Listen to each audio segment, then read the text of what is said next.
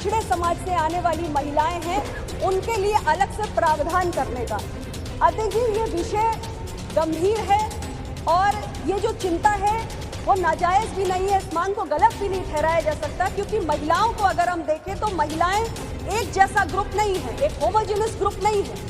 महिलाएं एक heterogeneous group है, क्योंकि महिलाएं अलग अलग पारिवारिक पृष्ठभूमि से आती हैं, अलग अलग इनकम लेवल से आती हैं, अलग अलग जाति धर्म संप्रदाय से आती हैं और उनकी जो लिटरेसी लेवल्स होते हैं, जो उनकी शिक्षा का स्तर होता है, वो भी अलग अलग होता है।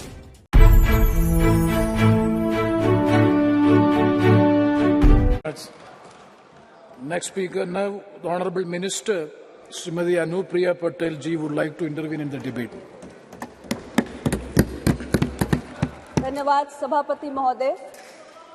संसद के इस विशेष सत्र में जहां एक और आज हम अपनी 96 वर्ष पुरानी संसद भवन को, जिसे अब संविधान सदन कहा जाएगा, उसे पीछे छोड़कर नए संसद भवन में प्रवेश कर चुके हैं, वहीं दूसरी ओर इस नए संसद भवन में अपनी पहले ही दिन हमने विधायी कार्य की शुरुआत करते हुए नारी शक्ति को सही मायनों में नमन करने का काम किया है। 128वां संविधान संशोधन विधेयक जो महिला आरक्षण विधेयक सरकार लेकर आई है, इसकी मैं तहे दिल से सराहना करती हूं। माननीय प्रधानमंत्री जी को इसके लिए आभार व्यक्त करती हूं और ये सही मायनों में हम सब के लिए please let the house be in order. Please सभापति महोदय, भारत दुनिया का सबसे ज्यादा आबादी वाला देश है और 142 करोड़ की आबादी में 70 करोड़ की आबादी महिलाओं की है, लेकिन बहुत चिंताजनक और दुर्भाग्यपूर्ण है कि आज भी हमारे लोकसभा में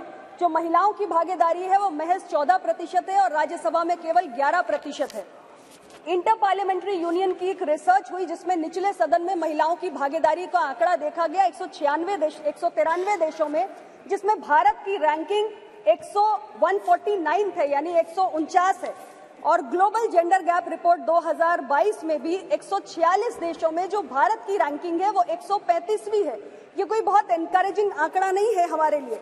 और सरकार के तमाम आर्थिक सर्वेक्षण भी बताते हैं कि हमारे राज्य की विधानसभाओं से लेकर हमारे देश की लोकसभा में, देश की संसद में महिलाओं की भागीदारी बहुत कम है और इसलिए महिला आरक्षण विधेयक समय की जरूरत है।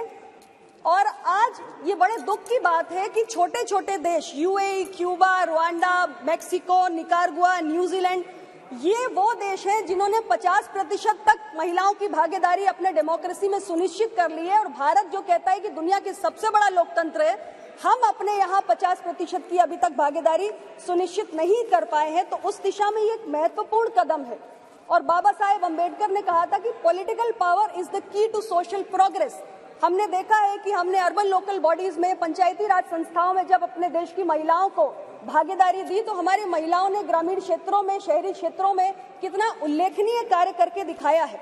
और जहां तक मोदी जी की सरकार की बात है तो हमारी सरकार विमेन लेड डेवलपमेंट की बात करती है, यानी कि महिलाएं आगे बढ़ के कैसे देश का नेतृत्व करें, इसकी बात हम करते हैं। तो इसलिए जरूरी है कि जो टॉप मोस्ट डिसीजन मेकिंग है हमारे देश के अंदर, हमारे लेजिस्लेटिव प्रोसेस में और हमारे इंस्टीट्यूशंस में हमारी महिलाओं को लाना बेहद जरूरी है और उस दृष्टि से ये बिल बहुत ही महत्वपूर्ण है।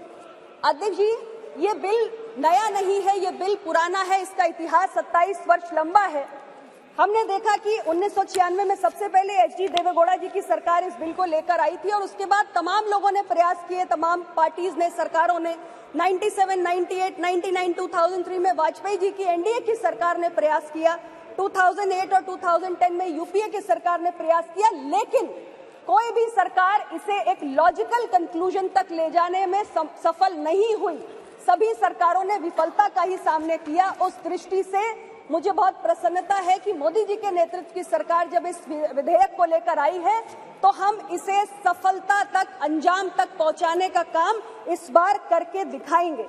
मैंने विपक्ष के साथियों की चर्चाओं को सुना, उसमें कई विषय सामने आए, जिसमें एक महत्वपूर्ण विषय था इस बिल के तहत जो हमारे पिछड़े समाज से आने वाली महिलाएं हैं उनके लिए अलग से प्रावधान करने का। अध्यक्ष जी, ये विषय गंभीर है और ये जो चिंता है वो नाजायज भी नहीं है, इस मांग को गलत भी नहीं ठहराया जा सकता, क्योंकि महिलाओं को अगर हम देखें तो महिलाएं एक जैसा ग्रुप नहीं है, एक होमोजेनस ग्रुप नहीं है। महिलाएं एक हेट्रोजेनस ग्रुप है, क्योंकि महिलाएं अलग अलग पारिवारिक पृष्ठभूमि से आती हैं, अलग अलग इनकम लेवल से आती हैं, अलग अलग जाति धर्म संप्रदाय से आती हैं, और उनकी जो लिटरेसी लेवल्स होते हैं, जो उनकी शिक्षा का स्तर होता है, वो भी अलग अलग होता है। और हमारी जो सामाजिक संरचना है उसमें जो हमारे पिछड़े वंचित समाज से आने वाली महिलाएं हैं, निश्चित रूप से वो हाशिए पर हैं, और उनके लिए चुनौतियां अलग किस्म की हैं, उनके लिए चुनौतियां अधिक भी हैं, और इसलिए उनके लिए ज्यादा संरक्षण की मांग भी समय समय पर होती रहती है। हमारी सरकार के बारे में मैं जरूर कहना चाहूंगी कि मोदी जी के नेतृत्व में ओबीसी के हितों को साधने के लिए कई ऐतिहासिक फैसले इन 9 वर्षों में हुए हैं, और एक सहयोगी दल की नेता होने के नाते मुझे पूरा भरोसा है कि हमारे पिछड़े वंचित समाज से आने वाली महिलाओं के अधिकारों को संरक्षित करने की दिशा में प्रधानमंत्री जी जरूर कुछ ना कुछ विचार कर रहे होंगे, और इसको सुनिश्चित करने के लिए भी कोई काम जरूर करेंगे। जब मैं अपने कांग्रेस के साथियों को सुन रही थी इस विषय को उठाते हुए, तो मेरे मन में एक स्वाभाविक जिज्ञासा जागी कि 2008 में आप राज्यसभा के अंदर इस बिल को लेकर आए थे और 2010 में आपने इसको पारित कराया था।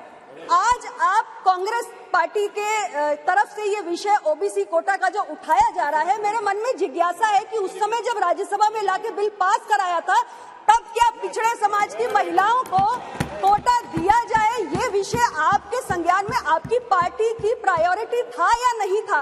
और अगर उस वक्त आपकी पार्टी की प्रायोरिटी नहीं था, तो आज जब मोदी जी की सरकार ये बिल लाई है और ये बिल पास होगा, क्योंकि संख्या बल इस किस्म का है, तो क्या ये नया नया ख्याल अभी अभी आया है? हालांकि ये विषय महत्वपूर्ण है, मैं इस बात को दोबारा दोहराऊंगी, लेकिन स्थिति स्पष्ट होनी चाहिए कि हम अपने आवरण बार बार बदल नहीं सकते हैं। अध्यक्ष महोदय, ये मैं जरूर कहना चाहती हूँ। मैंने एक और बात देखी है अध्यक्ष जी कि हमारे कई साथियों ने बार बार कहा कि चुनाव है 2024 का, 2024 का चुनाव है। सर्वदलीय बैठक में मैं सुन रही थी, कई सारे हमारे साथी महिला आरक्षण विधेयक लाने की मांग कर रहे थे। तो अब मैं देखती हूँ एक अजीब स्थिति है कि अगर सरकार इस बिल को पेश नहीं करती तो आप कहते हैं कि आप तो महिला विरोधी, आप तो महिला की चिंता नहीं करते, आप महिला के प्रति वादा पूरा नहीं करते, और जब सरकार बिल ले आई है तो आप कहते हैं कि अभी 2024 के आप चुनाव को देखकर लाए हैं, चुनाव में इसका फायदा नहीं मिलेगा। अध्यक्ष जी, हर फैसला संसद में बैठकर किसी चुनाव को देखकर नहीं किया जा सकता।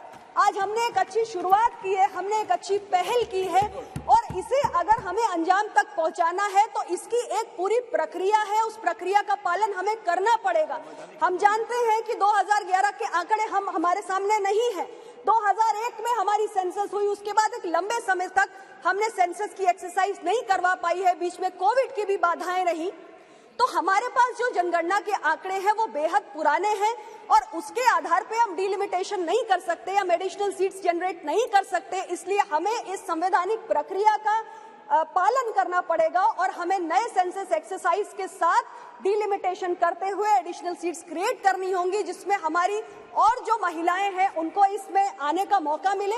और जो आज हम परेशान हैं कि महज लोकसभा में 14% की हमारी महिलाओं की भागीदारी है, वो बड़े हमारे राज्यों के सदन में भी बढ़े।